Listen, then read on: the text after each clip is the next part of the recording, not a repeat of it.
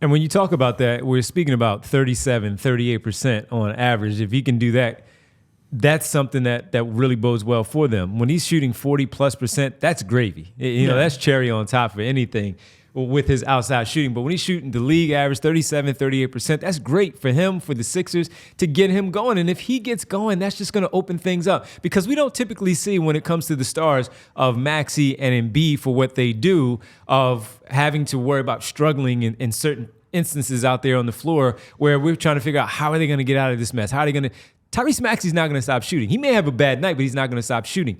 Tobias Harris is the one that, when he gets into his own head, because he has some bad shooting performances and he has a stretch within the game, that it affects his overall play. And Derek is right, too, when it comes to the rebounding against Boston. As we mentioned, RJ already speaking about where was this performance. It's not necessarily that you needed 31, but you needed everything else to go with it. The double-digit scoring, getting on the glass. He had single-digit rebounds, but it was slow. It was low-digit rebounding there for him. He collected double digits here tonight. It was the passing. It was the activity out there overall on the floor that leads to performances like this, and they needed it in a big way. I do not care that it was against the Charlotte Hornets, because guess what? They desperately needed a victory. And if this is what it takes to wake him up, hopefully, because we don't know what you're going to get from him on Sunday. No one knows. This is what you needed from him against this particular opponent that was in front of them on this Friday night. And he came out, he answered the bell, he rebounded, he shot the ball very well, he was active on defense, he gave it everything out there tonight against the Charlotte Hornets,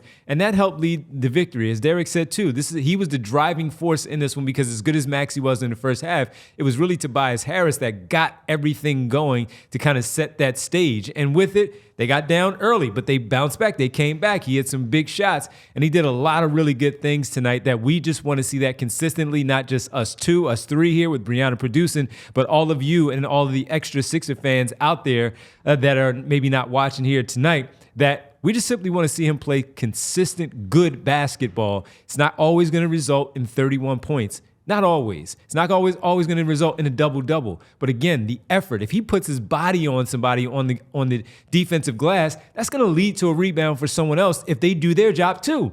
If he gets a shot off and takes a good shot, you know what that's going to do sometimes? That's going to lead to maybe some offensive rebound opportunities for others, because if he's getting them going, if he's taking the shots and he's making a few of them, goes on a stretch and he's missing some, it can't be like Boston on Tuesday night, where he was flat out so bad that he's missing the shots, and they decide, you know what? Oh, hell, let's just leave him open. Right. It can't be like that. It has to be like tonight, where he's confidently going up for those shots. And it's not just the outside shooting. He had his mid-range going. He had a nice floater runner in the first half that I like, when he attacked the paint and got that runner off there. He got to the glass. He cut backdoor, good pass from his big man. He noticed him cutting along the baseline that resulted in a dunk. We saw the entire package of good Tobias Harris in this one. Yeah, and you brought up the rebounding. He had 0 defensive rebounds against the Celtics. It was a catastrophe. Mm-hmm. The Sixers dominated this one on the glass. 15-7 offensive rebounding edge. And the Hornets had just 7 offensive rebounds on, about 41 missed shots. That's a very, very good job on a night when neither team really turned it over. So in order to win a possession battle, you had to win the rebounding battle. They did that. Tobias Harris ended up with 10 defensive rebounds, and some of them were even contested. Yep. He fought for boards in a way that he wasn't against Boston. And again, obviously, there is a change in the quality of the opponent. We all get that. Don't care. But you needed a change in the quality of the effort and the focus as well, and they got that from Tobias. That was massive. We all silly like the mayor.